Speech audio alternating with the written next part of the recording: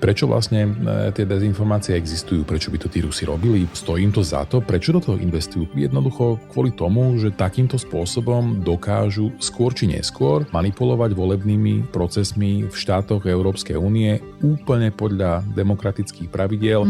Tak ako už vieme, demokracia sa stáva autokraciou úplne dobrovoľne. Ve voľbách. Čiže oni vlastne generujú politickú poptávku tým, že kultivujú elektorát, ktorému skôr či neskôr niekto začne dodávať presne tie politiky, ktoré si oni pýtajú. A tým pádom je ruka v rukave. Je to síce dlhá hra, ale veľmi efektívna. Je to long game, ale oni vlastně uzavírají postupně kohoutky té demokratické informační distribuce a tím vlastně ničejí poptávku po demokracii. Když už vlastně těm politikům zbyde jenom jeden informační ekosystém, který je může dostat do funkce, velká většina těch na to kejvne. Správne. Zatiaľ iba ukazujeme prstom na tých Rusákov a na tých ich pomáhačov a na tých ľudí, ktorí robia tú demontáž tej demokracie, ale ja začínam byť na takýto typ analýzy trošku už alergický, pretože tá naša strana pomerne často zabúdame hovoriť o tom, že to nie sú žiadni šachisti, ktorí riadia náš štát. Že prečo sme im to krucinál dovolili? Prečo našu krajinu neriadia ľudia vzdelaní, ľudia s morálnou a osobnostnou integritou? Prečo je to tak?